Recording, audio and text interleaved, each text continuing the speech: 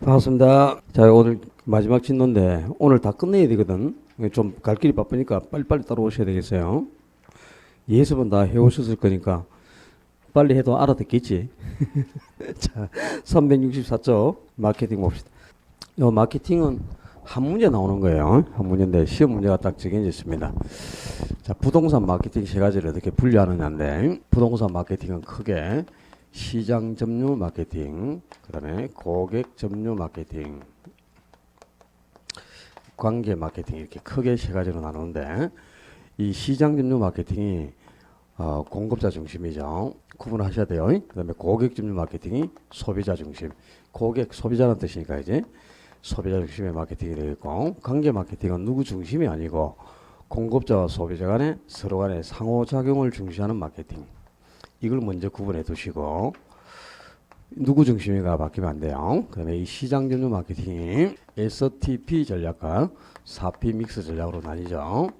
이 STP가 뭘 의미하는지 모르면 안 되겠지, 당연히. 그지? S는 세그멘테이션의 머리 글자를 딴 건데, 번역하면 시장 세분화. 그러니까 이 시장을 세분화한다는 뜻은요, 수요자를 특성에 따라 세분화한다는 뜻입니다. 수요자를, 그러니까 소비자를 특성별로 인구나 경제학 특성에 따라 세분화하는 것. 그러니까 뭐 장년층 소비자 또는 중년층 소비자, 유년층 소비자, 이렇게 인구적 특성에 따라 나눌 수도 있고, 또 경제학 특성에 따라서 고가품 소비자, 중저가품 소비자, 저가품 소비자, 이렇게 구분할 수도 있겠죠. 그러니까 소비자를, 이 수요자를 특성별로 세분화하는 것을 세분화라고 하는 겁니다. 그다음에 T는 타겟의 머리 글자를 딴 거죠. 타겟팅, 표적 시장을 선점한다는 뜻이죠. 그리고 P는 포지셔닝의 머리 글자를 딴 건데, 이걸 번역하면 뭐지? 상품을 차별화시킨다. 제품 차별화. 그러니까 여러분들이 이제 구분할 포인트가 이 세분화 전략하고 차별화 전략의 차이점을 아셔야 돼요. 포지셔닝은 포지션에 ing를 붙인 거지. 포지션이 무슨 말이야? 위치를 잡다, 자리를 정한다, 이런 뜻이죠. 그러니까 공급자가 자신이 공급하는 상품을 소비자의 마음속에 자리 잡게 하고 소비자의 이 지각 속에 인지시키는 전략, 이런 전략을 차별화라고 하는 겁니다. 그러니까 차별화하고 세분화의 이 구분 포인트를 모르면 안 돼요. 그래서 4P 믹스는 마케팅의 4요소가 4P죠. 4P도 또 모르는 분이 있어. 작년에 나온 게 이 4P를 구분해내는 겁니다. 작년 시험 문제가 플레이스, 그리고 프로덕트, 또 프라이스, 요까지는 알지. 그 다음에 프로모션, 요걸 몰라.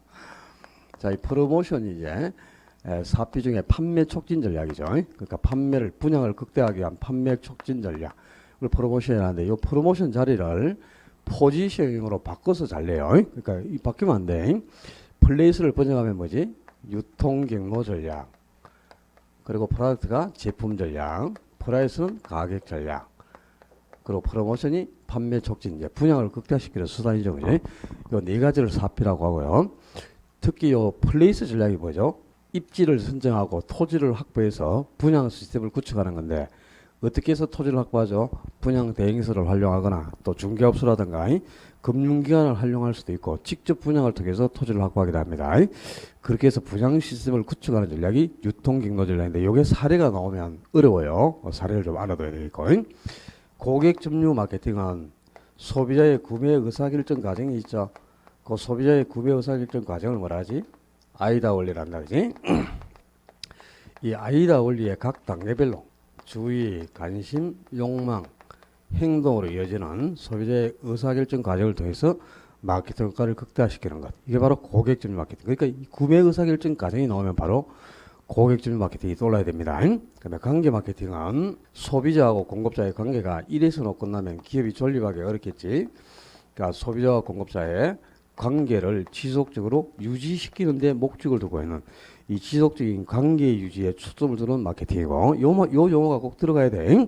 소비자와 공급자의 관계 유지를 주축으로 하는 마케팅, 그리고 최근에 등장하는 브랜드 전략과 밀접한 마케팅이 바로 관계 마케팅입니다. 그러니까 자신이 공급하는 상품을 브랜드화 시켜가면서 그 지역의 소비자를 지속적으로 끌어가고자 하는데 목적을 둔 마케팅이 바로 관계 마케팅이고요.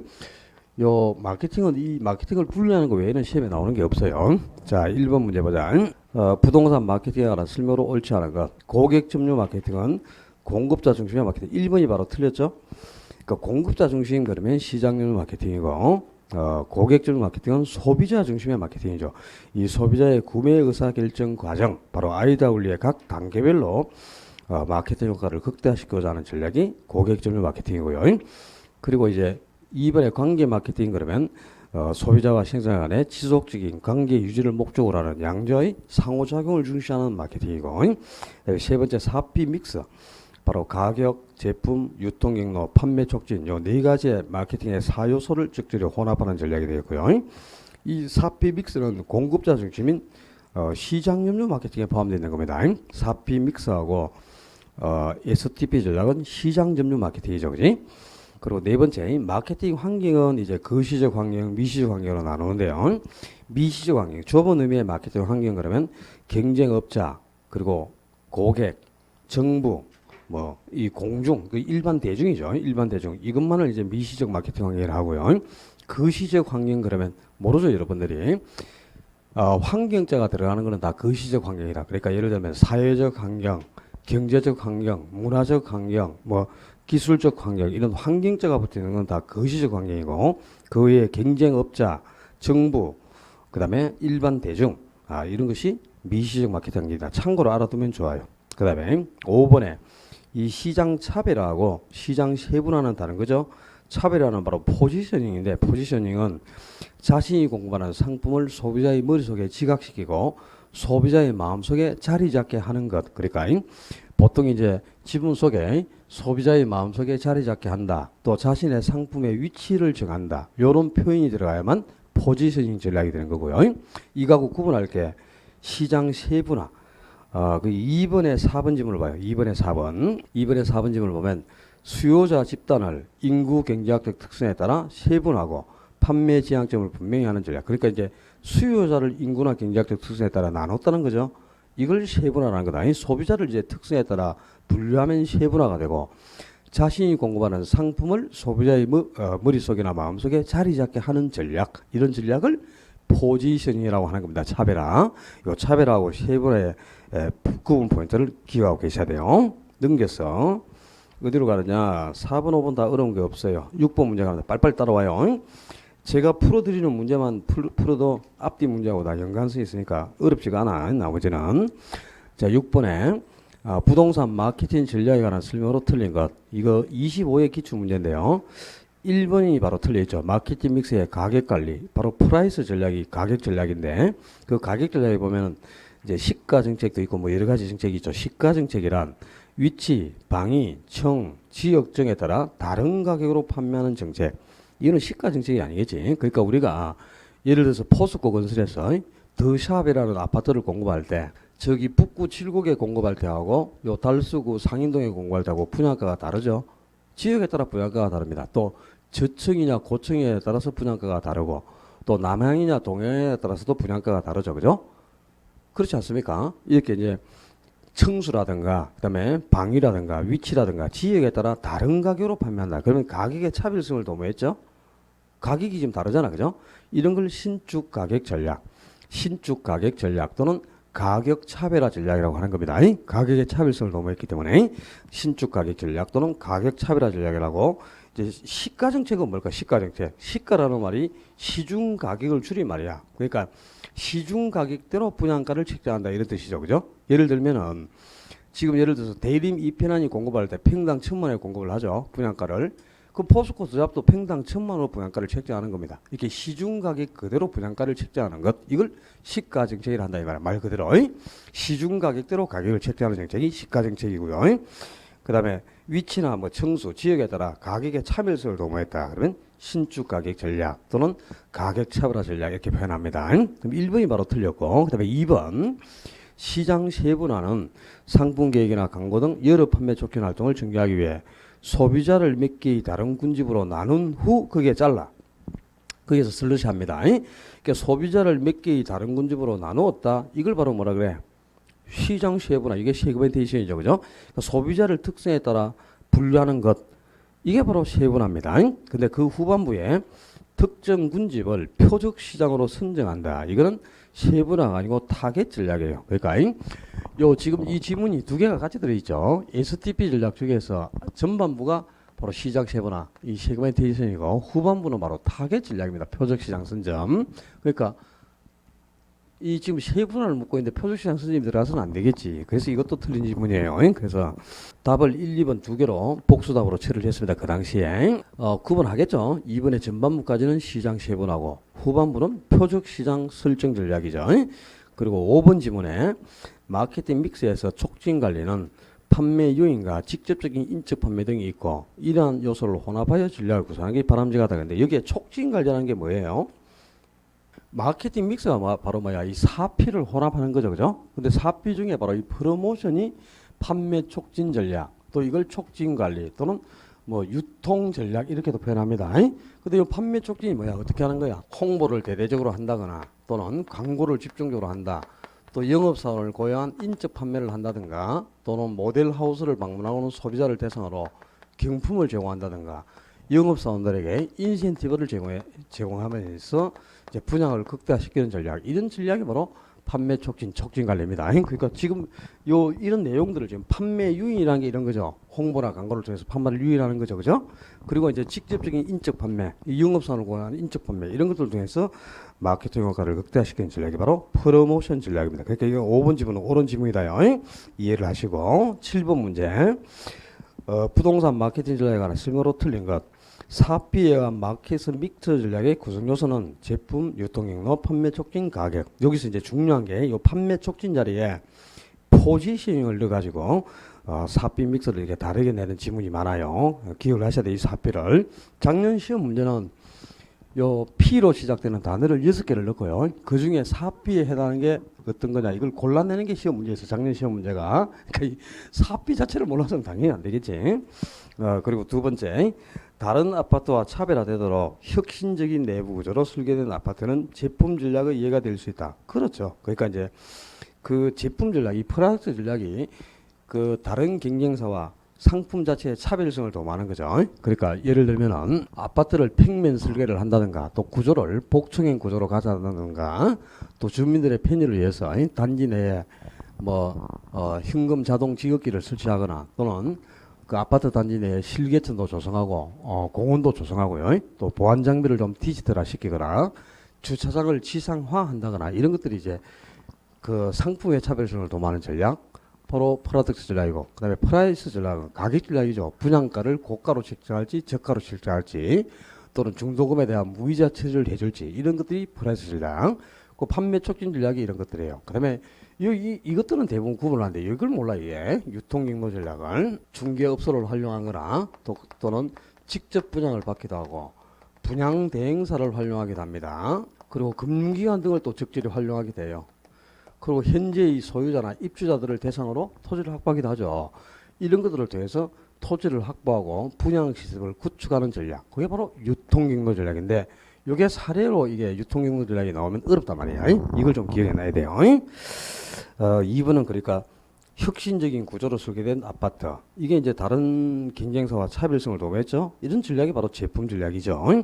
그리고 세 번째, 표적 시장은 세분화된 시장 중 가장 좋은 시장 기회를 제공해 줄 수 있는 특화된 시장. 요 지문에서 가장 좋은 기회를 제공해 줄 수 있는 시장, 이게 바로 뭐냐? 이게 타겟이죠. 이걸 미리 선점하는 전략을 표적 시장 선점 전략이라는 거고요. 지문 속에서 이제 핵심이 되는 단어를 찾아내야 되겠지. 그다음에 4번에 고객 행동 변수 및 고객 특성 변수에 따라 시장을 나누어서 몇 개의 세분 시장으로 구분한다. 여기에 핵심이 되는 단어가 뭐야? 고객이라는 용어죠. 고객을 특성에 따라 나누었다 이 말이잖아. 그죠? 고객이랑 소비자 같은 말이지. 소비자를 특성별로 구분하는 걸 뭐라 그래? 이게 시장 세분화입니다. 바로 STP 전략 중에서 이 시장 세분화 전략이 수요자인 고객을 특성에 따라 이렇게 몇 개의 군집으로 나누는 거죠. 이걸 바로 세분화 전략이라고 하는 게 유통경로가 아니고, 유통경로 전략은 이렇게 분양 대행사라든가 또 금융기관, 중개업소 등을 통해서 분양 시스템을 원활하게 구축해내는 전략이 바로 유통경로 전략입니다. 이 기억을 하셔야 돼요. 그다음에 포지션이 이제 자리를 잡다, 위치를 정한다 이 말이야. 자신이 공급하는 상품을 소비자의 머릿속에 지각시키고 소비자의 마음속에 적절히 위치시키는 전략을 포지셔닝, 번역하면 제품 차별화 이렇게 표현합니다. 마케팅에서는 요 STP를 일단 구분하셔야 되고, 세 가지 마케팅의 틀을 잡는 게 초점이다. 이렇게 보시면 돼. 뭐 큰 거 없고요. 뒤로 넘겨서 9번 문제에 5번 지문을 한 개 볼까? 시장 진입 장벽이 높고 또 수요의 탄력성이 크고 브랜드 가치가 높을수록 고가 전략을 채택함이 바람직하다 그런데요. 수요의 탄력성이 크면은 가격을 변화시킬 때 수요량의 변화가 크다 적다. 가격이 변화할 때 수요량이 얼마나 많이 변하는가를 측정하는 것 아니야? 그럼 얘 탄력성이 크다는 말은 분모에 있는 가격보다 분자에 있는 수요량이 더 크게 변한다는 것 아닙니까? 그럼 가격을 20% 인하하니까 수요량이 40% 증가했다. 그럼 수요량의 변화가 더 크니까 탄력성이 1보다 커서 탄력적이 되겠죠. 그죠? 그럼 수요가 탄력적이다. 그 말은 뭐냐? 가격을 조금만 변화시키도 수요량 큰 폭으로 변한다는 뜻이죠. 그죠? 그렇죠. 그럼 수요의 탄력성이 클 때는 저가 정책이 바람직하죠. 수요의 탄력성이 적다. 수요의 탄력성이 적을 때는 이제 가격을 아무리 변화시켜도 수요량의 변화가 없다는 뜻이에요. 수요량이 변하지 않기 때문에 이때는 이제 고가 전략이 바람직하게도 탄력성이 클 때는 가격을 조금만 변화시키면 수요량이 큰 폭으로 늘어나기 때문에 이때는 저가 정책에서 소비자를 유인하는 게 좋다는 거죠. 그래서 지금은 수요의 탄력성이 작다로 바꿔야 되는 지문인데 뭐 요 정도까지는 우리 시험에 출제하지는 않습니다. 그러니까 염려할 지문은 아닌데요. 참고로 한 게 알아두면 좋고 10번 문제는 부동산 마케팅에 관한 설명으로 틀린 것. 시장률 마케팅은 소비자의 구매 의사결정 과정. 이 소비자의 구매 의사결정 과정이 뭐고? 아이다 원리죠. 그 아이다 원리의 각 단계별로 마케팅 효과를 극대화시킨다. 소비자 중심의 마케팅은 고객 전문 마케팅이지 시장률 마케팅이 아니고 그죠?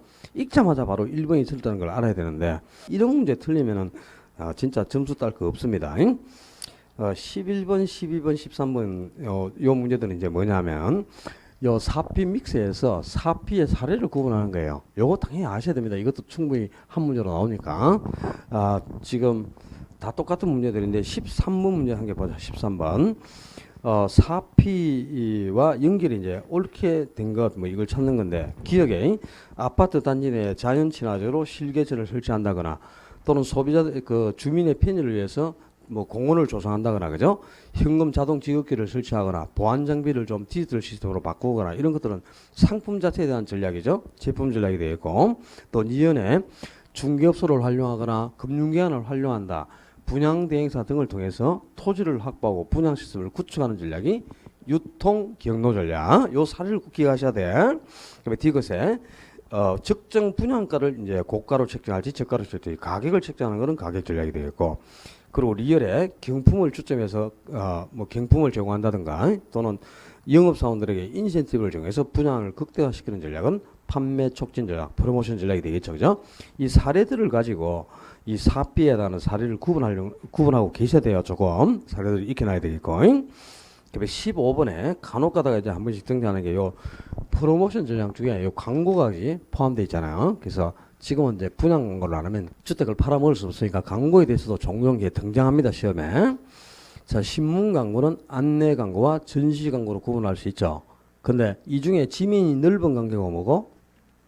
전시 광고가 지면이 넓은 광고고요. 안내 광고가 아주 지면이 좁은 뭐 박스행 광고나 줄 광고를 뜻해요. 그럼 안내 광고는 지면이 좁기 때문에 간길 야거를 사용해야 되고 광고 내용을 함축해야 되겠죠. 근데 전시 광고는 이제 지면이 넓기 때문에 그죠.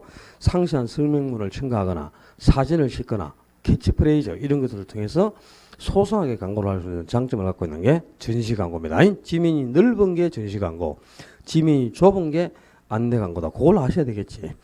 그다음에 2번에 DM 다이렉트 메일 광고, 직접 우선 광고는 광고 대상의 선택이 자유로운 반면에 다액의 비용이 소요된다. 자, 요 이제 DM 광고가 그 광고주가 광고 대상에게 직접 우편물을 전달하는 광고죠. 그러니까 편지, 엽서, 전단지, 청첩장, 초대장 등을 직접 우편으로 전달하는 광고를 다이렉트 메일 광고 또는 직접 우편 광고, 직접 우선 광고 이렇게 표현하죠. 그럼 요 DM 광고의 가장 큰 특징이 뭡니까? DM 광고의 가장 큰 장점. 거기에 나와 있네. 광고 대상의 선택이 자유롭다 그랬잖아요. 원래 광고는 대상이 없죠. 불특정 다수를 대상으로 광고를 하잖아. 그죠? 근데 DM 광고는 내가 하고 싶은 사람한테만 광고를 한다 이 말이야. 그지? 우리 애 결혼시킬 때 청첩장 500장 만들어가지고 전 국민에게 다 발송합니까? 내가 아는 지인들에게만 발송하잖아요. 그게 뭐야? 광고 대상을 선택한 거죠. 자, DM 광고의 제일 큰 장점이 광고주가 광고 대상을 자유롭게 선택할 수 있다. 두 번째, 형식이 자유롭다. 자기 마음대로 만들잖아, 그죠? 청주자이든 초대자이든 뭐 전단지든 그지? 자기 마음대로 이제 형식이 자유롭고 광고 대상을 선택할 수 있다는 게 가장 큰 장점입니다. 그거 알아둬야 돼. 그다음에 하나의 광고에 관련 제품을 묶어서 광고하는 것, 이런 걸 이제 결합 광고. 예를 들면은 TV 광고가 효과가 제일 크니까 TV 광고를 하면 좋겠지만 비용이 너무 높지 않습니까? TV 광고는, 그죠? 그러니까 TV 광고를 하고 싶어도 우리 같은 사람은 할 수가 없지. 그럼 우리는 보통 어떻게 해야 돼? 영시한 중개업소에서 가장 많이 활용하는 광고가 뭡니까? 중개업소에서 지금 제일 많이 활용하고 있는 광고가 뭐야? 4번에 봐, 거기. 영업 점포의 외부를 매체로 하는 광고. 이걸 뭐라 그러죠? 점두 광고를 하자. 점두 광고, 그죠? 그러니까 점포 자체를 매체로 활용하는 거죠. 점포의 간판, 외벽면, 유리창, 입간판, 색채 이런 것들을 활용하는 광고를 점두 광고를 하죠. 그 중개업소가 용수하니까 지금 중개업소가 보면 전면 윈도우에 매물 정보를 전부 게시해가지고 안이 안 보일 정도로 다 게시해놨지. 그게 점두 광고죠. 지금 이 중개업소에서 제일 많이 활용하는 게 이겁니다. 지금 4번에 있는 거. 그러니까 이제 점두 광고도 좀 하고 또 전단지도 좀 뿌리고 뭐 그다음에 또 수건이라든가 티슈, 볼펜 이런 데 전화번호 찍어가지고 그죠? 계약한 고객들의 감사 표시로 또 이렇게 나눠주죠. 그런 게 뭐야? 장식지고 실용적인 좋은 아주 자그마한 물건을 위한 광고를 노벨티 광고를 하잖아, 그죠? 그러니까 이렇게 노벨티 광고도 좀 하고 점수 광고도 좀 하고 전단지도 좀 뿌리고 DM도 좀 보내고 이렇게 광고를 여러 매체를 섞어서 하죠. 이런 걸 뭐라 그래요? 이런 걸 애드믹스 광고를 한단 말이에요. 애드믹스 광고. 광고 매체를 적절히 혼합한다는 거야. 여러 가지로. 이런 걸 이제 번역하면 결합 광고 이렇게 표현하는 거야. 알았죠? 애드믹스 광고 또는 결합 광고. 그다음에 5번에 TV 광고는 광고 효과를 극대화시킬 수 있지만 비용 부담이 크다. 그렇죠. 이게 뭐 TV 광고 한 5번 하면 3대가 노예 시행을 해야 된다. 그지? 비싸요. 한 번 할 때 3천만 원씩 해야 돼. 15초짜리 한 번 할 때. 그러니까 중개업소에서 이 TV 광고 할 수 있겠습니까? 못하지. 그지?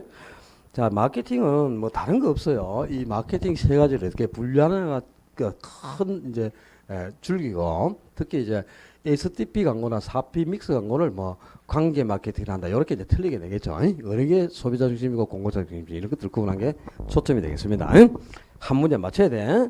자, 이제 감정평가로 갑시다. 거기 그 목차에 파트 8 여기 넘기지 말고 파트 8 보면은 감정평가에서 파트가 4개로 구성되어 있죠. 감정평가 기초, 가격 재원칙, 지역 분석, 개별 분석. 거기까지가 이제 감정평가 기초이론이야. 그러니까 1장, 2장 요 기초이론에서 2개 아니면 3문제입니다. 그러면 3방식, 3장의 3방식에서 3개 아니면 4문제가 나와. 그리고 가격 공시도에서 1문제 이렇게 해서 6문제 또는 7문제가 나오는데요. 올해는 7개 정도를 예상해 보시면 돼. 그 가격 재원칙 1문제, 그리고 감정평가 기초하고 지역 분석과 개별 분석을 묶어서 1개 정도. 그래서 기초에서 2개, 3방식에서 원가 방식 하나, 비교 방식 하나, 수입 방식 하나. 그리고 그 3방식에서는 꼭 이 문제가 나와요. 우리 간평 규칙에서 용어를 어떻게 정의하고 있는가. 용어의 정의가 꼭 한 문제 나옵니다. 인건적이 뭔지, 유사적이 뭔지, 동일수권이 뭔지, 가치 형성률이 뭔지, 또 시장 가치가 뭔가. 이런 용어의 정의, 원가법이 어떻게 가격을 평가하는지, 수익 분석법이 어떻게 임대료를 평가하는지, 이 용어의 정의 자체를 한 문제로 납니다. 그리고 이제 물건별 평가 방법, 거기에서도 이제 1개 정도가 나올 수 있어요. 그래서 요 3방식에서 4개를 예상해 봅니다. 전체적인 틀 한 문제하고 각 방식에서 1개씩 4개, 그리고 가격 공시도 하나. 그러면 7문제 정도가 나올 건데요. 물론 어려운 영역이라 감정평가가, 그러나 시험에 나오는 포인트는 어느 정도 딱 정해져 있기 때문에 그 포인트만 점검하면은 또 의외로 또 쉽게 점수를 다 딸 수도 있어요. 담백해 감정평가가. 모르면 괴롭지만은 그죠? 알고 나면 쉬운 거예요. 자, 기초로 가서 2번 문제 봅니다. 제일 먼저 이제 여러분이 알아야 될 게 감정평가의 분류죠. 어느 걸 찾는 건데 1번에 2개 이상 물건이 결합하여 일체로 이용되고 있는 물건의 경우, 자, 여기까지 2개 이상 물건이 일체로 이용된다. 이때는 무슨 평가를 해야 돼요? 일괄 평가를 해야 되죠. 그런데 일체로 이용되고 있는 물건의 일부에 특수한 목적이나 합리적 조건이 수반되어 있다면 그 일부를 평가할 수 있죠. 없는 게 아니고 그 일부를 평가하는 것. 요거는 무슨 평가? 부분 평가가 되어 있지, 그지? 도로가 이렇게 있다. 도로가 있고 1번지, 2번지, 3번지가 있어요. 필지가 3개라. 근데 1번 제도 제곱미터당 10만원, 2번 제도 제곱미터당 10만원, 3번 제도 제곱미터당 10만원 수준이다. 그러면 이게 필지는 몇 개고? 세 필지죠. 필지는 여러 개인데 획지는 한 개로 통일되어 있죠. 그죠? 그러면 필지가 여러 개면 물건이 여러 개라는 뜻이죠. 근데 획지가 한 개면 가격은 하나로 통일되어 있으니까 이 두 개 이상 여러 개의 물건이 한 개처럼 일체로 이용이 되고 있죠. 일단은 1번지, 2번지, 4번지를 따로 평가할 필요가 없이 1, 2, 3번지 전체의 면적에 10만원을 곱해버리면 한 번에 평가 가능하죠. 이게 무슨 평가고? 일괄평가라 말이야. 그지? 그러니까 요거는 이제 여러 개의 물건인데 세 개의 물건이지만 한 개처럼 일체로 이용이 되고 있잖아. 그죠? 그럼 이때는 일괄평가를 해야 되지. 일체로 이용되고 있는 물건은 일괄해서 평가하잖아. 두 개 이상 물건이 일체로 거래되거나 또는 용도상 불가분의 관계가 있어서 한 개처럼 일체로 이용된다. 그때는 뭐 일괄해서 평가를 한단 말이야. 그지? 근데 지금 요 물건은 일체로 이용 중에 있어요. 근데 일체로 이용되고 있는 물건의 일부 이 B급진 부분을 정부가 도시계획에 따라서 도로에 편입을 시키려고 한다. 그럼 이게 이제 뭐냐? 일체로 이용되고 있는 물건의 일부분에 대해서 특수한 목적이나 합리적 이유가 수반되었다. 이 말이잖아요. 그죠? 그럼 이 합리적 이유가 수반되어 있는 이 B급진 부분을 평가해가지고 보상금을 지불해야 수용을 하고 도로를 확장하겠죠? 그러려면 요 일체로 이용 중에 있는 물건의 일부만을 평가하잖아. 그죠? 이게 무슨 평가라? 부분 평가라 말이야. 일체로 이용되고 있는 물건의 일부에 대해서 특수한 목적이나 합리적 이유가 수반되었을 때 요 일부분을 평가하는 것. 이게 바로 부분 평가가 되겠습니다. 그러니까 일부를 평가할 수 있죠, 당연히. 그리고 두 번째, 나지 상정 평가는 근무지를 나지로 보고 평가하는 방법으로 일종의 기한부 평가에 해당하는 게 아니고 조건부 평가에 해당한다 그래야지. 자, 토지와 건물이 일체로 구성되어 있어. 복합부동산이다, 그지? 복합부동산인데 그 중의 일부인 토지에만 합리적 이유가 수반되어서 토지의 가격만을 평가를 해야 돼. 그러면 요 두 개의 물건이 지금 뭐야? 일체로 이용되고 있죠. 일체로 이용되고 있는 물건의 일부에 대해서 특수한 목적이나 합리적 이유가 수반되었다. 그러면 합리적 이유가 수반된 일부 요 토지의 가격만을 따로 평가할 수 있죠. 이게 무슨 평가입니까? 부분 평가라니까 좀 전에 했잖아. 일체로 이용되고 있는 물건의 일부를 평가하는 거. 이게 부분 평가고 이 부분 평가는 건물이 있는 토지를 평가하기 때문에 건부지를 평가하는 거예요. 건부지를 평가하는 것이고 또 건물이 있는 현 상태 그대로 합리적 이유가 수반된 토지의 가격만을 평가하는 거니까 이거는 현 상황대로 평가는 현황 평가입니다. 그럼 지금 질문은 뭐냐? 토지와 건물이 결합된 복합부동산이 있어. 복합부동산이 있는데 이 중에 건물은 없다고 가정을 해버리고 건물을 없다고 본다 이 말이야. 건물을 없다고 보면 토지만 독립적으로 딱 남게 되겠죠. 그죠? 건물이 있지만 건물은 없다고 가정하고 토지만을 독립된 보호소로 보고 토지만을 평가한다. 이걸 무슨 평가라 그래요? 토지만을 독립된 보호소로 보고 평가한다. 그래서 독립평가를 하잖아. 근데 이 독립평가는 건물이 있지만 건물은 없다는 가정하에 토지의 가격을 평가한 거죠. 건물이 있는 현 상태대로 토지 가격을 평가한 게 아니잖아요. 그러니까 건물 철거를 전제로 토지 가격을 평가했으니까 조건 성취를 전제해서 평가하는 거지. 그러니까 이거는 현황 평가가 될 수 없고 조건부 평가에 해당한단 말이야. 그리고 건물이 있는 토지면 원래 건부지라. 건부지인데 건부지 상태로 평가를 안 했잖아. 그죠? 건물을 없다고 가정해버렸어. 그럼 건물이 없으면 뭐야? 나지죠. 근데 실제는 나지가 아니잖아요. 건부지를 나지라고 가정해서 평가한단 말이야. 그래서 나지 상정 평가라고 하는 겁니다. 바로 이 조건부 평가로서 나지 상정 평가 이런 평가를 독립평가를 하는 거죠. 그죠? 지금은 이 독립평가를 뜻하는 질문이니까 조건부 평가도 기한부 평가가 아니고 조건부 평가에 해당한다 그래야 되고 이 이제 독립평가하고 당연히 부분 평가를 비교하고 계셔야 돼. 그러면 기한부 평가라는 건 뭐죠? 기한부 평가는 평가 시점이 뭐 미래의 일정 시점을 기준으로 평가하는 거. 이 조건하고 기한 배웠잖아요, 여러분들이. 그지? 기한이 뭐야? 아직 장래 도래가 확실한 것을 기한이라는 거죠. 그러니까 아직 오지는 않았지만 장래 도래할 미래의 일정 시점을 기준으로 평가한다. 그러면 기한부 평가고 이미 지나간 과거의 특정 시점을 기준으로 평가하면 소급 평가고 그죠? 과거의 일정 시점이 기준이 되면 소급 평가 미래의 일정 시점을 기준으로 평가하면 기한부 평가 현 상황 그대로 평가를 하면 현황 평가고 현재의 상태에서 어떤 조건이 성취될 걸 전제로 평가하면 조건 평가 이렇게 되겠지. 그 다음에 세 번째, 하나의 필지가 여러 개의 획지가 되는 경우에는 구분 평가의 대상이 된다. 그렇겠네요. 3번이 옳은 질문인데, 필지가 한 개면 물건이 몇 개? 한 개, 물건이 하나인데 획지가 여러 개면 가격이 여러 개로 나왔다는 뜻이죠. 그건 하나의 물건이 가치를 달리한다 이 말이네, 그지? 물건이 한 개인데 가격이 다르다. 그럼 가격이 다른 분을 따로따로 평가하지. 그게 바로 구분평가야. 그러니까 이렇게 한 개의 필지, 하나의 필지가 여러 개의 획지로 구성되어 있다. 하나의 필지가 여러 개의 획지로 구성되어 있을 때는 이거는 무슨 평가? 구분평가를 해야 되는 거고, 그 다음에 반대로 여러 개의 필지가 한 개의 획지로 구성되어 있으면 일괄평가를 해야 되는 거죠. 이 당연히 비교를 해야 되는 거야. 한 개의 필지가 여러 개의 획지로 구성되어 있으면 물건이 하나인데 가치가 다르다. 가격이 다르다는 뜻이니까 이들은 당연히 구분평가를 해야 되겠죠.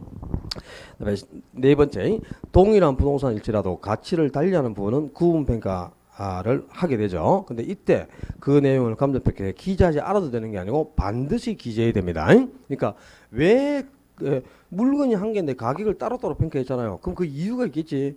가격이 다르기 때문에 따로 평가를 안 가잖아요. 그 이유를 반드시 평가해서 기재를 해야 되죠. 원래 한 개 물건은 한 번 평가해야 되잖아요. 그죠? 간평규칙 7조는 무슨 원칙을 첨부해 놓고 있어? 평가는 대상 물건마다 개별로 행하여야 한다. 개별평가 원칙이다 이 말이야. 그지? 한 개 물건을 각각 한 번씩 개별적으로 평가를 해야 되죠. 근데 구분평가는 한 개 물건을 한 번 평가하는 게 아니지. 두 번 이상 평가하는 거 말이야. 왜? 물건이 하나인데 가격이 다르단 말이야. 그럼 가격이 다른 분을 따로 평가하는 거죠. 원래 한 개 물건은 한 번에 평가를 했는데 따로따로 평가를 했기 때문에 이유가 있겠지. 앞부분은 평당 10만 원이고 가운데는 평당 8만 원이고 뒤는 평당 5만 원이니까 따로 평가했다. 이 이유를 반드시 기재를 해야 되는 거죠. 그죠? 여러 번을 평가하기 때문에. 그리고 5번에 현황평가란 기준 시점 현재 토지의 이용 상황 및 공급상 제한을 받는 상태를 기준으로 평가하는 것. 그러니까 현재 이용 상황 그대로 평가한다. 이게 바로 현황평가죠.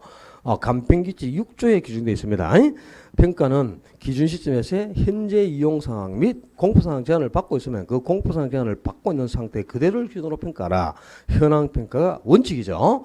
다만 일시적 이용이나 불법적 이용은 제외된다 이렇게 돼 있어. 가로 속에 단서에 보면 일시적 이용이나 불법적 이용은 제외한다 이렇게 돼 있는데 포함되는 게 아니고, 그래서 6번은 틀렸는데 이제 간평규칙에서 그죠? 원칙이 간평규칙 5조, 6조, 7조에서 세 가지 원칙이 규정되어 있어. 7조에서는 평가는 대상 물건마다 개별로 평가를 하라. 개별평가 원칙, 개별평가 기준이죠. 한 개 물건 각각 한 번씩 평가하는 게 원칙이에요. 6조에서는 평가는 기준 시점에서의 이용 상황 및 공포상 제한을 받고 있는 상태를 기준으로 한다. 그래서 현황평가 기준, 현 상황대로 평가하는 게 원칙이야. 5조에서는 감정평가 가격은 뭘 기준으로 결정한다? 감정평가 가격은 시장가치를 기준으로 결정한다. 시장가치란 평가 대상이 되는 물건이 5개 요건이 구비된 가격으로 평가되는 거. 그게 시장가치 아닙니까? 이제 통상적인 시장에서 충분한 기간 거래를 하여 공개된 후 물건의 내용에 정통한 당사자 사이에 신중하고 자발적인 거래가 있을 경우 성립될 가능성이 가장 높다고 인정되는 가액, 그걸 시장가치라고 한다. 이렇게 해서 가격을 평가할 때는 시장가치를 기준으로 평가하라. 이렇게 규정되어 있어요. 이 원칙을 기억을 하셔야 돼요. 여러분들이. 시장가치 기준, 또 현황평가 기준, 개별평가 기준입니다. 뒤로 넘겨가지고 4번까지는 별로 안 하고 5번 보자. 5번 빨리빨리 따라와요. 5번 자, 가격 이론에 관한 설명으로 옳은 거. 이거는 이제 가치하고 가격을 비교하는 내용인데, 가치하고 가격은 같은 말 다른 말 동의어라니까. 동의어 그냥 같은 말이야. 가치하고 가격은 동의어로 통용합니다. 그러니까 장기적으로는 가치하고 가격이 반드시 일치하니까 같은 말이다. 동의어로 통용하는데 단기적으로는 불일치할 수 있다 그랬잖아요. 그죠? 그러니까 갑이라는 사람이, 갑이 자기가 가지고 있는 아파트가 있는데 그 아파트를 보니까 장래에 어느 정도 이익을 발생시킬 것 같아. 근데 그걸 지금 현재 시점에서 돈으로 환산해 보니까 5억짜리 정도 돼 보여요. 근데 그걸 을에게 급하게 4억에 팔았어. 갑이 5억 정도 되는 아파트를 을에게 4억에 팔았다 이 말이야. 4억에 급매를 했어요. 여기서 화폐가 두 개 나왔잖아. 5억하고 4. 요 5억이 뭐라? 가치. 그리고 4억이 가격. 그럼 이 가치는 그죠? 갑이 자기가 가지고 있는 아파트를 보니까 어느 정도 이익을 작년에 가져줄 것 같은데 그걸 지금 현재 시점에서 돈으로 환산해 보니까 5억 정도 돼 보인다 이 말이잖아. 그러니까 이걸 이제 가치의 개념을 정해봐. 가치란 장래 이익을 현재 가치로 환원한 값 이렇게 딱 정의할 수 있어. 장래에 발생할 이익을 현재 시점에서 돈으로 환산한 것이란 말이야. 그러니까 이거는 현재 시점에서 돈으로 환산한 거니까 현재의 값이죠.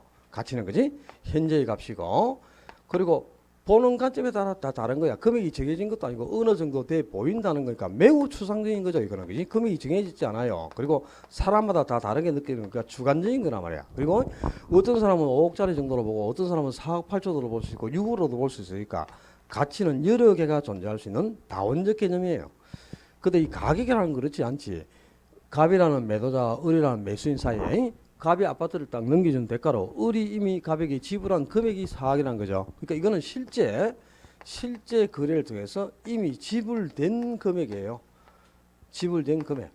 이게 이제 아파트를 넘겨받은 대가로 그죠? 교환에 대한 대가로 이미 넘겨준 돈이 가격이라는 4억 아닙니까? 그러니까 이거는 이미 지불을 했기 때문에 과거의 값이지. 과거의 값이고 을이 갑에게 지불한 거는 딱 4 한 개밖에 없지. 가격은 두 개가 존재할 수 없단 말이야. 그지?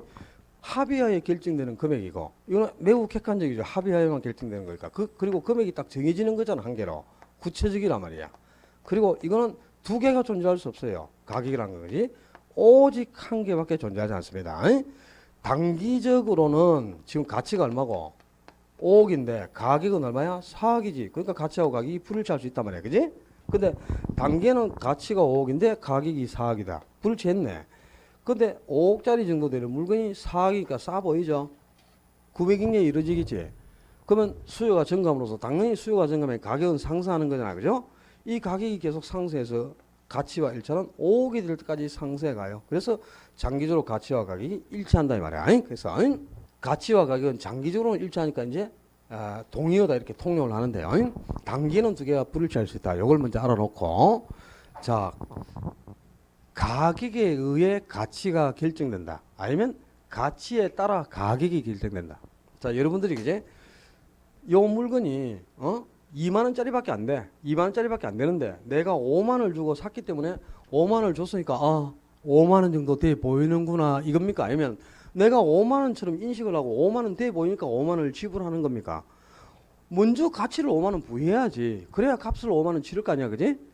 가치에 의해 가격이 결정되네 말이야. 가격에 따라 가치가 결정되는 게 아니고 내가 가격을 5만 원 줬기 때문에 5만 원처럼 보이는 게 아니고 5만 원처럼 보이니까 5만 원을 지불하는 거죠. 어떤 의미인지 알았나? 그러니까 가치에 따라 가격이 결정되는 거지 가격에 따라 가치가 결정된다 그러면 안 돼. 가치를 그러니까 먼저 부여하고 가격이 결정되는 거야. 그래서 가치가 상승하면 가격도 상승하는 겁니다. 근데 이걸 바꿔가지고 가격이 상승하면 가치가 상승한다 그러면 안 돼. 그러면 가격에 따라 가치가 결정된다는 뜻이니까 가치에 의해 가격이 결정되는 거지 가격에 따라 가치가 결정되는 게 아니다 이 말입니다. 무슨 뜻인지 알았지? 그러니까 가치하고 가격은 비례하겠죠. 가치가 높으면 당연히 비싼 값을 주고 사잖아요. 그러니까 가치가 상승하면 가격도 상승하고 가치가 하락하면 가격도 하락하는 거야. 그런데 반대로 가격이 상승하면 가치가 상승한다. 그러면 안 돼. 그건 가격에 따라 가치가 결정되는 뜻이니까 틀린 질문이다 이 말이야. 항상 가치를 먼저 부여한 후 값을 치르는 겁니다. 가치에 의해 가격이 결정된다. 그 정도 개념 알면은 가치하고 가격을 비교하는 내용은 어렵지가 않아요.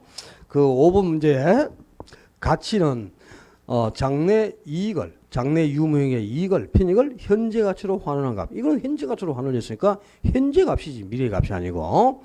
그리고 가격은 여러 당사자 사이에 실제 거래 시 지불된 금액이야. 이미 그죠? 거래 당사자 매도자와 매수인 사이에 실제 교환의 대가로 지불을 했죠. 고로 과거의 값인데 이거는 여러 개가 존재할 수가 없어요. 오직 하나밖에 없죠. 매도인과 매수인 사이에 합의에 결정되는 금액은 딱 한 개밖에 없는 겁니다.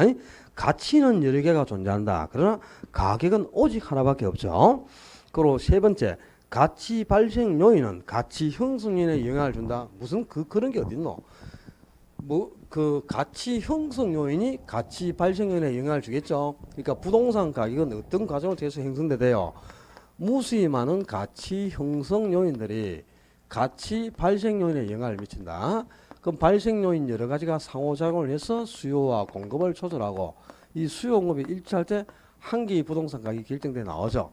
이 가치 발생 요인에 영향을 주는 요인이 바로 뭐? 가치 형성 요인이라 그지? 근데 이 가치 형성 요인을 간편 규칙에서 어떻게 규정해 놓고 있죠? 가치 형성 요인이란 대상 부동산의 뭐에 영향을 미치는 경제적 가치, 대상 부동산의 경제적 가치에 영향을 미치는 세 가지 일반 요인과 지역 요인과 개별 요인을 말한다. 이렇게 딱 정의가 되어 있어요.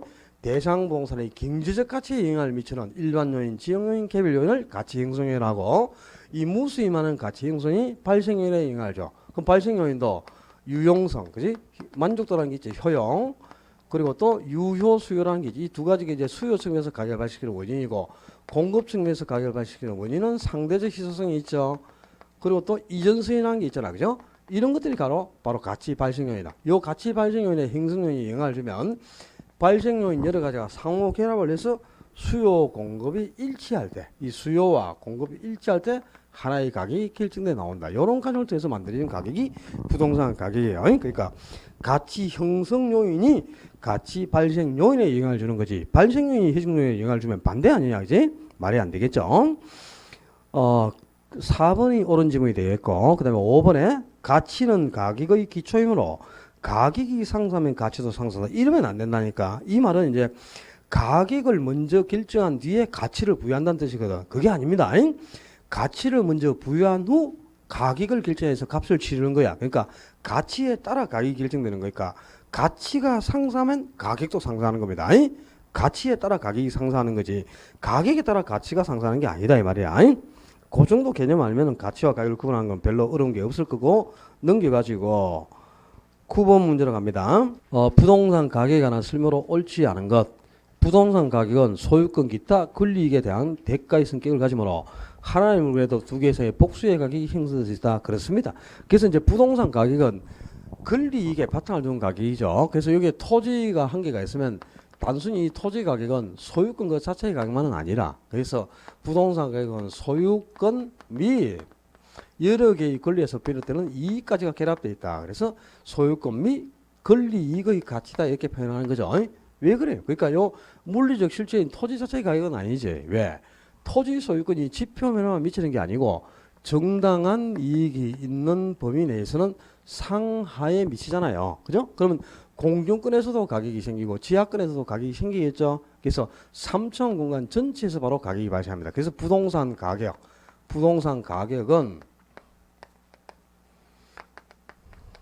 3차원 공간 가격을 다 합친 거라. 그래서 3차원 공간 가격의 총하이다 이런 표현을 써요. 요 용어들을 기억해놔야 돼.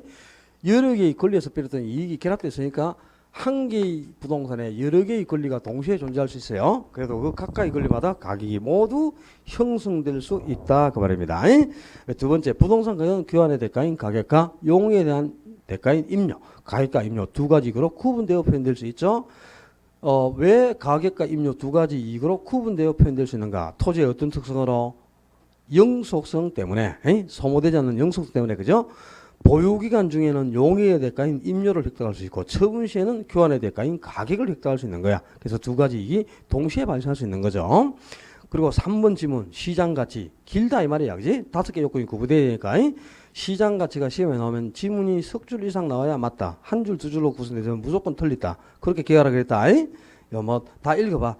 그 다음에 원칙은 간편규칙 5조에서는 시장가치를 기준으로 결정하는 게 원칙이죠. 감정평가 가격은 시장가치를 기준으로 결정한다. 다만 세 가지 예외에 한해서는 시장가치 이외의 가치를 기준으로 결정할 수 있다 그랬어요. 그 예외가 뭐야? 세 가지 예외가. 거기 4번 지문 봐. 응? 법령에 다른 규정이 있을 때, 두 번째 의뢰인이 요청할 때, 세 번째 사회 통념상 필요하다고 인정될 때, 요 세 가지 예외는 시장가치가 아닌 시장가치 이외의 가치를 기준으로 가격을 결정할 수 있죠. 그죠? 그 예외적인 이제 세 가지 예외에서는 시장가치 외의 가치를 기준으로 평가가 가능합니다. 그런데 그 5번에 기업 합병 시 자산 재평가나 공공공용 부동산 평가라든가 경매, 공매, 청산 평가 거기까지는 법령에 다른 규정이 있는 경우입니다. 법령에 이제 법에 규정이 있기 때문에 이때는 시장가치가 아닌 시장가치 외의 가치를 기준으로 평가하는 거예요. 그런데 거래 그 5번 질문에서 거래 주체가 공공인 경우에 시장가치 외의 가치로 평가한다. 아닙니다. 우리가 왜 공공기관과 거래를 할 수도 있죠. 그건 그냥 거래 사례에 사전이 개입될 뿐인 거지. 그때는 시장가치 외의 가치를 기준으로 하는 게 역시 시장가치를 기준으로 결정해요. 그 앞에까지는 이제 법령에 다른 규정이 있어서 시장가치 외의 가치를 기준으로 평가하는 예외적인 경우지만 공공기관이라고 해서 특기 예외적으로 뭐 다른 규정이 있는 것은 아니다 이 말이야. 그래서 이때는 정상적인 시장가치를 기준으로 결정하는데요. 5번 지문은 몰라도 상관없어요. 여러분들이 3번 4번 두 개의 지문을 알아놔야 되는 거지. 그 다음에 거기 11번 문제에 1번 지문을 한번 봐요. 사용가치는 대상 부동산이 시장에서 매도되었을 때 형성될 수 있는 교환가치와 유사한 개념이다 그랬는데, 자 우리 아까 좀 전에 가격은 오직 한 개밖에 존재하지 않는다 그랬죠. 근데 가치는 다원적이라 그랬어요. 여러 개가 존재할 수 있다 그랬지만, 그러니까 가치는 무수히 많습니다. 시장가치도 있고 사용가치도 있고 뭐 교환가치, 담보가치, 과세가치, 공익가치, 국방가치, 보험가치, 별의별 가치 똥가치가 다 있어. 근데 용어 속에 대부분 답이 있어. 거기 2번에 보면 투자가치는 투자자가 부동산에 대해서 느끼는 주관적 가치, 보험가치는 보험금 산정을 위해서 사용되는 가치, 과세가치는 세금을 부과하기 위해서 사용되는 가치, 그게 과세가치. 뭐 이 다 용어 속에 답이 있죠. 그러면 1번에 사용가치, 사용가치는 바로 부동산이 어떤 용도로 사용되었을 때의 가치, 그게 말 그대로 사용가치라. 근데 지금 1번 지문을 읽어보면 시장에서 매도되었을 때 형성될 수 있는 가치라 그랬거든요. 이건 말 그대로 시장가치입니다. 사용가치가 아니고. 시장에서 그러니까 매도인과 매수인 사이에 서로 부동산을 넘겨주는 대가로 값을 지불하고 형성되는 가격이 있죠. 그게 시장가치라 말 그대로. 그러니까 1번은 시장가치에 대한 정의고, 사용가치는 어떤 용도로 사용할 때의 가치를 사용가치 이렇게 표현한 거예요. 근데 이 가치는 이렇게 여러 개의 가치가 있기 때문에 다원적이기 때문에 여러 가지로 이제 표현될 수 있는데, 시험에 한 번 정도는 이런 것도 나올 수가 있지만 뭐 다시 나올 건 아니니까 그냥 참고로 한번 보시면 되겠고, 13번 문제로 가서요. 부동산의 가치 발생 요인 및 가치 형성 요인에 관한 설명으로 틀린 것 그랬는데, 가치 형성 요인은 일반 요인, 지역 요인, 개별 요인 세 가지로 구분할 수 있고, 부동산 가치는 가치 형성 요인이 상호 결합에 의해 형성되죠. 그리고 가치 발생 요인은 이렇게 효용, 유용성, 유효수요, 상대적성, 뭐 이전성 이런 게 있는데, 이것들 중에 어느 한 개만 갖고는 가격은 형성될 수가 없겠죠. 2번이 틀려있는데 봐. 가격은 반드시 수요와 공급이 일치할 때만 한 개의 가격이 결정되는 거야. 그러면 수요적 요인도 있고 공급적 요인도 있어야만 가격이 결정되지, 수요적 요인 중에 뭐 유효성만 있다고 가격이 결정되고 그럴 수는 없다 이 말입니다. 수요공급이 반드시 일치할 때 가격이 결정되는 거니까 가치 발생 요인 중에는 한 개만 가지고는 절대로 가격은 형성될 수가 없고, 여러 가지의 상호 결합에 의해 가치가 형성된다. 그래야 옳은 질문이 되는 거예요. 여기서 이제 3, 4번에 뭐 여기 유용성이 뭔지, 유효수요가 뭔지, 또 상대적 희소성이 뭔지 이런 것들을 뜻하는 질문이니까 그거는 읽어보시고, 요 가치 형성의 개념 이 자체를 우리가 그 시험 지문에 계속 등장시킨다 그랬는데요. 나중에 보면 거기 417페이지인가? 417페이지부터 보면은 우리 간평규칙의 용어에 대한 설명해 가지고 늘 시험에 나오는 게 이제 시장 417페이지부터 쭉 나와 있습니다. 문제가 시장 가치가 뭔가, 가치 형성 요인이 뭔가, 동일수급이 뭔가, 인근지역이 뭔가, 뭐 기준 시점 뭔가 해가지고 그 간평규칙에 규정된 용어의 정의를 한 문제를 내죠. 거기에서 이 가치 형성 요인 요 정의는 2년에 한 번씩 반드시 내요. 지문에. 지문 자체를 그대로 외워야 돼. 그러니까 가치 형성 요인은 작년에도 어디서 틀렸나? 대상 부동산의 경제적 가치에 영향을 미치는 일반 요인, 지역 요인, 개별 요인을 가치 형성이라는데, 그 경제적 가치를 시장 가치로 이렇게 수준해서 작년에 답을 요구한 거죠. 그러니까 간평규칙에 규정된 정의 자체가 중요한 거다. 그 나중에 417쪽부터 가서 제가 다시 강조를 하겠지만, 그죠? 가치 형성의 정의 자체를 그대로 기억해 두는 게 좋은 포인트가 되겠습니다. 자, 가치와 가격이었고, 넘겨서 2장에 가격 재원치하고 지역부서 개별부서 갑시다. 가격 재원치, 감정평가사가 가격을 평가하는 여러 가지 원리를 가격 재원치라는데, 우리나라에서 가격을 평가하는 원칙은 몇 가지, 11가지 원칙이 있어요. 근데 모든 원칙을 여러분이 다 기억을 못한대. 제가 5가지 원칙 기억하시라고 했는데, 우리 시험에 90% 답을 요구하는 포인트가 균형의 원칙하고 적합의 원칙을 구분하는 거다. 10년간 9번을 요 두 개만 가지고 문제를 냈으니까 이거 두 개 구분하지 못하면 안 되겠지. 균형의 원칙은 내부 구성 요소 간에 그러니까 내부의 조화를 강조하는 거지. 내부 구성 요소 간에 최적 결합이 이룰 때 유용성이 높고 가치가 없다. 이건 내부의 조화를 강조하는 거고 적합은 부동산이 외부적인 요인에 올리란 말이야. 외부 환경이라든가 또는 주변에 있는 인근 지역 이런 것들의 조화를 이룰 때 유용성이 높다. 균형의 원칙에 어긋나면 무슨 감가가 생기죠? 기능적 감가가. 적합의 원칙 외부 요인에 어울리지 않으면 경제적 감가가 발생한다. 그래서 적합의 원칙이 경제적 감가의 판단 근거가 되고요. 균형의 원칙이 기능적 감가의 판단 근거가 된다. 또 대상 부동산의 개별적인 가치 형성률을 분석하는 개별 분석의 근거를 제공해 주는 게 균형의 원칙. 지역 분석의 근거를 제공해 주고 있는 원칙이 적합의 원칙이다. 요 정도는 이제 구분이 되어 있어야 되겠지. 그 다음에 세 가지 원칙을 추가적으로 더해야 돼. 가치 형성률이 변함으로 부동산에도 계속 변화한다. 그게 변동의 원칙이죠. 가격이 계속 변하니까 언제 시점을 기준으로 가격을 평가할지 기준 시점이 확정돼 있어야 된다. 그리고 또 거래사례 비법을 적용할 때는 반드시 무슨 작업이 시점 수정 작업이 필요하다 이 말이야. 아니? 이 시점 수정의 필요성이라든가 기준 시점을 확정하는 근거가 되는 원칙이 변동의 원칙. 잊어버리면 안 돼요. 그다음에 수익 배분의 원칙. 수익을 배분하는 거죠. 어디에 먼저 수익을 배분합니까? 토지 이외의 생산 요소에 먼저 수익을 배분한다. 자본, 노동, 경영에 먼저 수익을 배분하고 자녀 수익이 있을 때 자녀분, 자녀 수익이 있다면 그 자녀 수익이 최종적으로 토지에 배분된다. 이런 원칙이 바로 수익 배분의 원칙이고 이 수익 배분의 원칙은 자녀법의 근거를 제공해 준다. 수익 분석법이나 자녀법의 이론적 근거가 바로 수익 배분 원칙이고요. 그 다음에 대체의 원칙. 만족도가 똑같다. 효용이 동일하다면 뭘 선택한다? 비싼 거 대신에 가격이 싼 걸 선택합니다. 그 다음에 가격이 똑같다. 가격이 동일하다면 효용이 낮은 것보다는 효용이 높은 것을 선택하겠죠. 비싼 것 대신 싼 것, 효용이 낮은 것보다는 높은 걸 선택한다. 이게 대체가 이루어졌다는 뜻이잖아요. 이제? 이런 원칙이 대체의 원칙이고 대체의 원칙은 감정평가 3방식 모두에 근거된다. 그러니까 원가 방식이든 비교 방식이든 수입 방식이든 모두 대체의 원칙을 근거로 성립하는 거예요. 실제 이게 가장 중요한 원칙이라 시험에는 자주 안 나와도 요 5가지 원칙 알고 가면 한 개 맞출 수 있는데요. 첨가해서 추가 투자 판단 기준이 되는 원칙이 2개가 있죠. 추가 투자 판단 기준, 기여의 원칙과 수익 최정 체감의 원칙. 그리고 대부분의 가격 원칙들은 부동산을 평가할 때도 적용을 하고 일반 재화를 평가할 때도 적용을 하는데 부동산 가격을 평가할 때만 적용하는 부동산에만 적용되는 부동산 고유의 원칙이 2개의 원칙이 있다.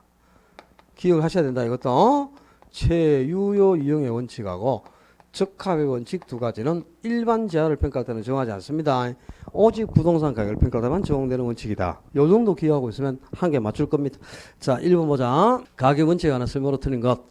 1번은 어려운 질문 없고 2번에 균형의 원칙이란 대상 부동산의 유용성이 최고도로 발휘되기 위해서는 대상 부동산을 구성하고 있는 내부 구성 요소 간의 결합의 균형이 있어야 한다는 원칙. 바로 내부 구성 요소 간의 결합을 강조한다. 이 내부의 조화를 강조하는 원칙이 바로 균형의 원칙이죠. 그죠?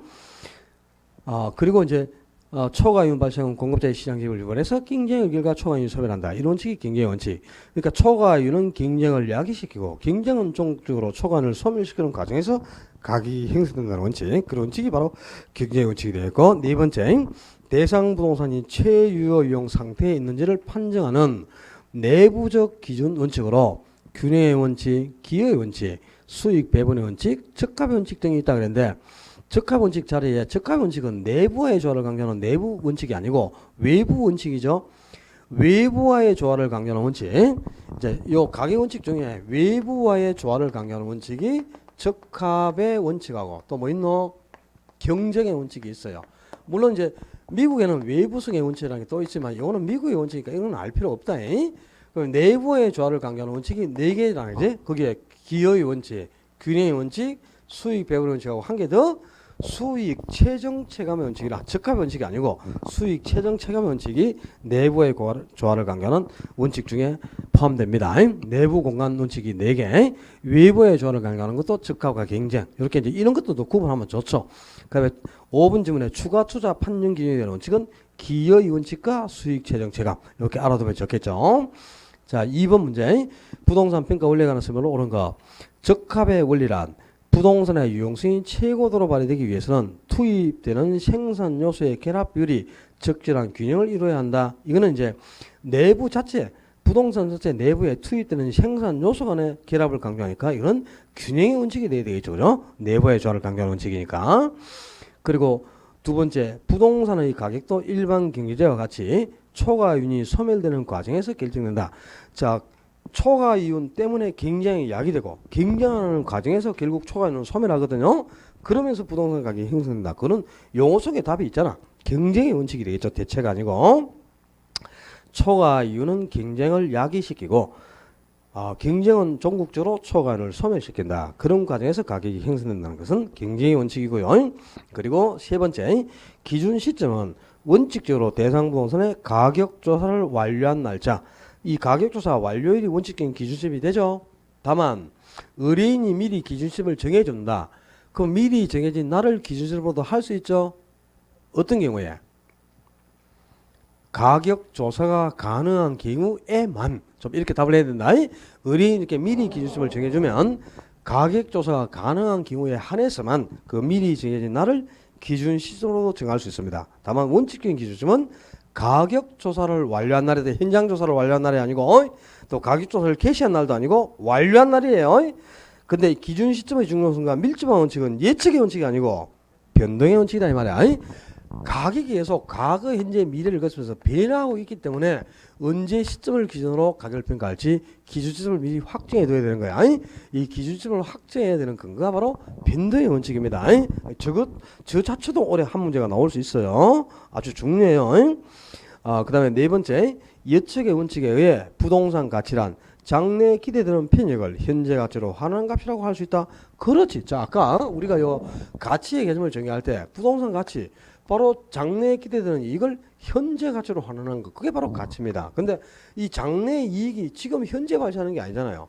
장래에 발생한단 말이에요. 미래에. 그래서 요 이익을 정확히 예측해야만 가격이 올바르게 평가된다. 그래서 예측의 원칙이 수익을 예측하는 수익 환원법의 근거가 된다. 그 말하고 같아. 이 수익 환원법의 근거는 예측의 원칙이 되겠습니다. 4번이 옳은 지문이죠. 그러면 5번에 기여의 원칙은 대상 부동산의 가치는 생산비의 합이다. 말도 아닌 소리죠. 자, 기여의 원칙이 뭐야? 기여의 원칙. 전체 부동산 가격. 이 부동산을 구성하는 부동산 가격은 그 부동산을 구성하고 있는 구성 부분의 기여도를 합쳐서 결정된다. 구성 부분의 기여도를 합친 것이 전체 가격이다. 이게 이제 기여의 원칙인데 이 기여도가 의미하는 게 뭔데 이게? 각 구성 부분에 투입된 생산비를 뜻하는 게 아니다 이 말이야. 그러니까 생산비를 많이 투입했다고 가격이 높게 결정되는 거 아니고 각 구성 부분이 수익에 기여하는 정도, 생산성, 공헌도 그게 높을수록 가격이 높다. 그런 원칙이 바로 기여 원칙이에요. 이 기여도가 의미하는 것은 생산비가 아니고 생산성을 뜻하는 겁니다. 그러니까 부동산 가격은 구성 부분의 생산비의 합이 아니고 생산성의 합이죠. 생산성, 기여도를 합친 것이다. 그런 뜻이다. 생산비가 아니고 생산비가 많이 투입됐다고 가격이 높게 결정되는 건 절대 아니죠. 그지? 뒤로 가서 4번 문제에 3번 지문을 한 개 봐요. 나머지 지문들 어려운 거 없어요. 3번에 균형의 원칙은 내부적 관계의 원칙인 적합의 원칙과는 대조적인 의미로 그게 이미 틀렸어. 자, 균형하고 적합은 대조적이죠. 왜? 균형의 원칙은 내부 공간 원칙이고 적합의 원칙은 외부 공간 원칙이죠. 그래서 대조적이다 이 말이야. 그리고 이제 균형이 구성 요소 내부 구성 요소의 결합에 따른 채용을 강조하는 원칙. 그게 균형의 원칙인데 적합의 원칙하고 오는 대조적인데 적합의 원칙은 내부 원칙이 아니잖아요. 외부 원칙이지. 균형이 내부 원칙이고 그죠? 그럼 균형의 원칙은 외부적 관계의 원칙인 적합의 원칙하고는 대조적이다. 그래야 되겠죠? 적합은 외부 원칙입니다. 내부 원칙이 아니고. 그리고 5번 문제는 이제 최근에 사례를 가지고 낸 건데 지금 복도의 천정 높이를 과대 개량한 전원주택이 냉난방비 문제로 시장에서 선호도가 떨어졌다. 그러니까 지금 복도를 개량을 했는데 그지? 보통 이 천정 높이가 한 4m 수준이 적정한데 5.5m로 너무 높게 개량을 해버렸어. 그러니까 냉방비나 난방비가 많이 들어가겠죠. 그러니까 강가가 생겨서 선호도가 떨어지는 거야. 근데 이거는 이제 자체 내부의 설계 불량이라든가 과잉 설비, 이 자체 내부의 기능적 결함으로 강가가 생긴 거죠. 이 기능적 강가를 판단하는 근거가 되는 원칙이 뭐야? 균형이죠. 그래서 첫 번째는 이제 균형 원칙과 관계되고, 두 번째 판매 시설 입점 부지 선택을 위해 후보 지역 분석을 통해 표준적 사용을 확인한다. 이 표준적 사용을 확인하고 가격 수준을 결정하는 과정이 지역 분석인데, 지역 분석의 근거가 되는 가격 원칙이 뭐냐 이 말이야. 그건 적합 아닙니까? 그 지문에서 핵심이 되는 게 후보 지역 분석을 통해 표준적 사용을 확인한다 그랬죠. 지역 분석을 통해 나와있지. 지역 분석의 근거가 되는 가격 원칙이 뭐냐? 축합이죠. 그리고 첫 번째는 이제 기능적 강가를 판단하는 근거가 되는 원칙이 뭐냐? 균형이고, 그지? 그래서 균형하고 적합 이렇게 답을 하셔야 되겠고요. 6번 문제는 순서대로 올바르게 연결하라. 기준 시설을 확정하고 시점 수익이 필요한 근거는 변동. 잔여법의 근거는 수익 배분의 원칙이고, 그리고 이것의 부동산 가치는 주변 다른 부동산과의 균형 상태에 따라 결정된다. 또 이게 균형이라는 용어가 나왔다고 균형의 원칙하면 조제비리인데, 여기서 초점은 뭐냐? 주변 다른 부동산과의, 여기가 초점이지. 그럼 이거는 주변 다른 부동산과 자체 내부가 아닌 외부적인 조화를 강조하는 거잖아요. 요 용어에서, 그지? 이게 적합의 원칙을 뜻하는 거야. 균형이 아니고. 당연히 외부의 조화를 강조하는 적합이 돼야 됩니다. 그다음에 한계 효용 계층, 이것까지는 알 필요가 없어. 한계 효용 계층이나 입체 이용률의 승리 근거, 또 추가 투자 판정 기준의 원칙, 수익 최종 체감 원칙인데 리얼은 몰라도 되는 거고, 미음에 효용이 동일하다면 가격이 싼 걸 선택하고, 또 가격이 동일하다면 효용이 높은 것을 선택하는 것은 이것 대신에 저걸 선택했다 그 말이죠. 이런 원칙이 대체의 원칙, 바로 3방식 모두에 근거되는 원칙이 대체의 원칙이다. 그죠?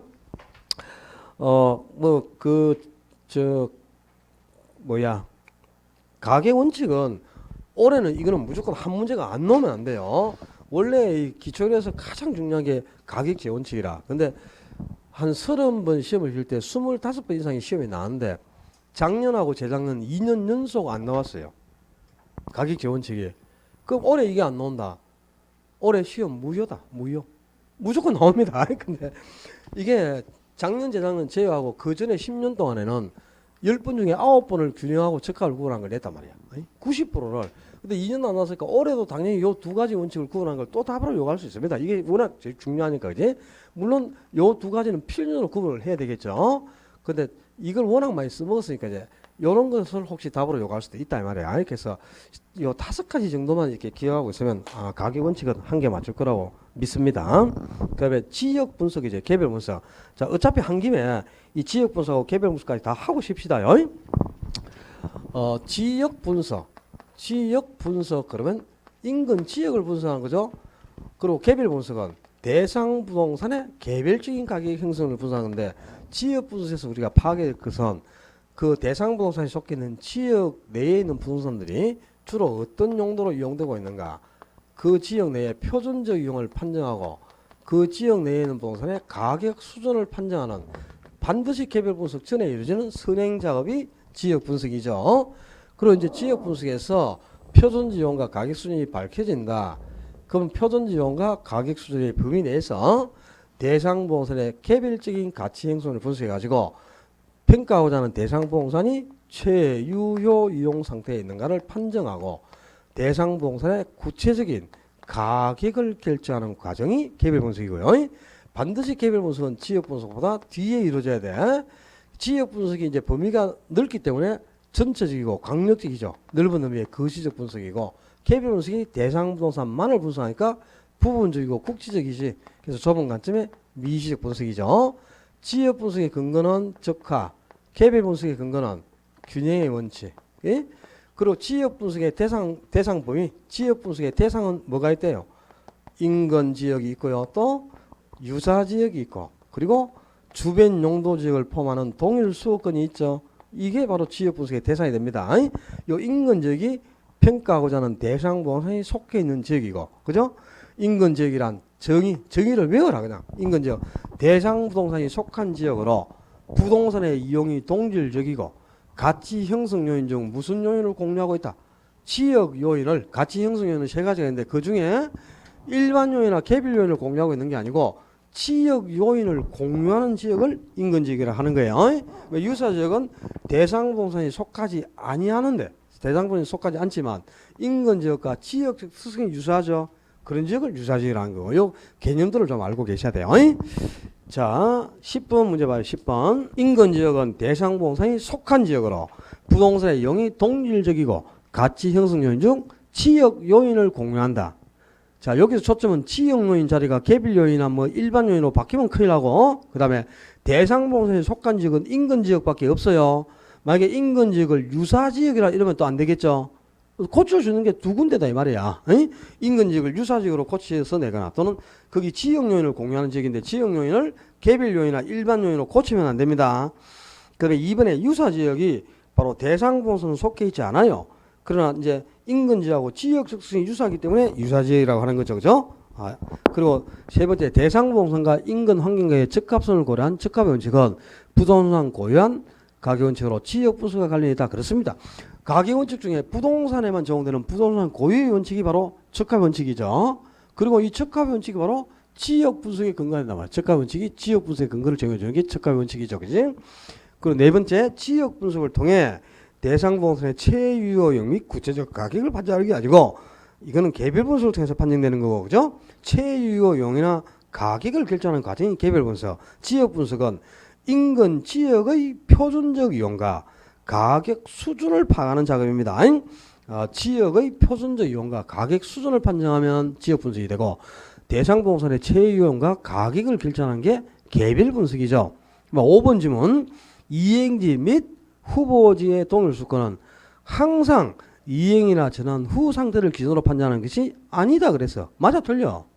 틀린 거 찾는 건데 4번이 틀렸으면 5번은 맞겠지 그러면. 왜 맞아?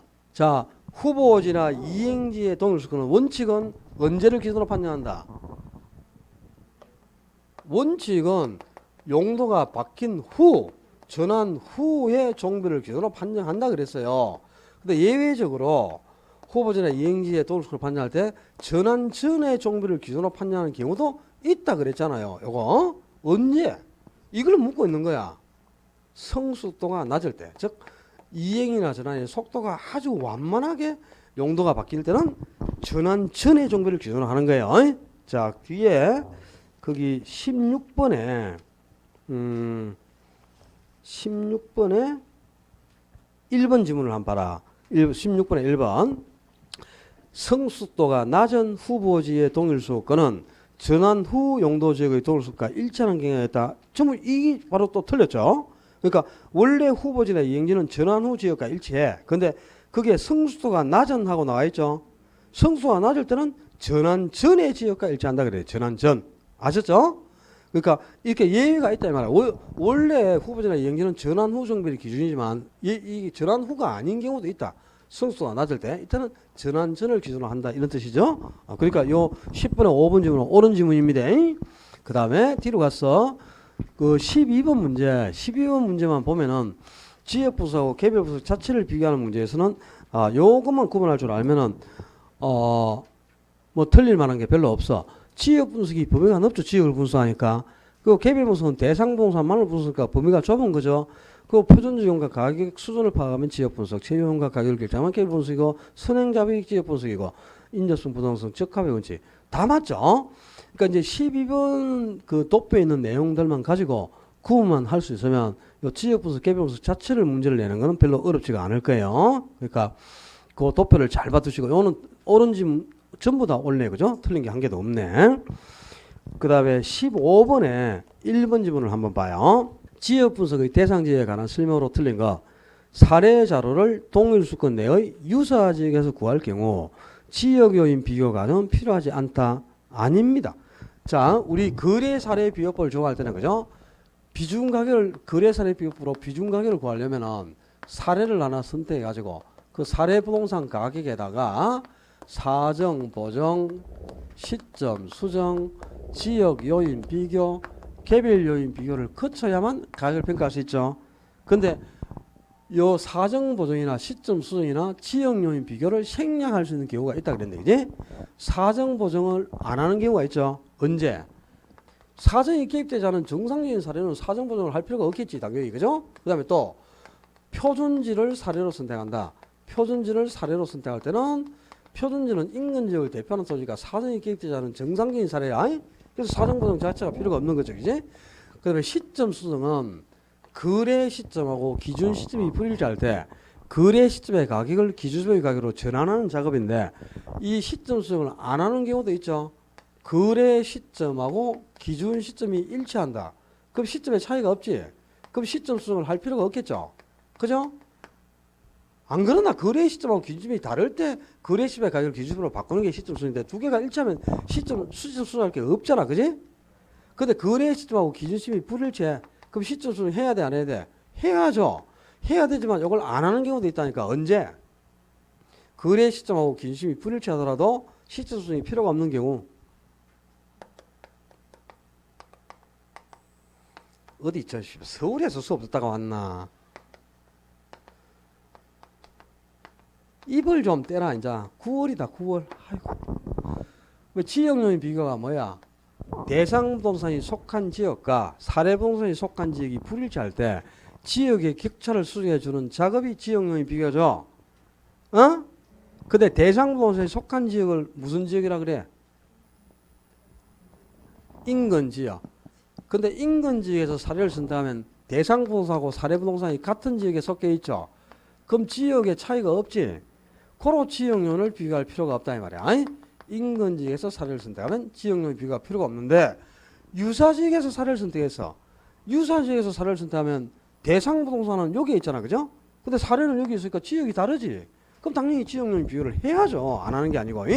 이렇게 무슨 지역에서 인근 지역에서 사례를 선택할 때는 지역요인 비교는 필요가 없습니다.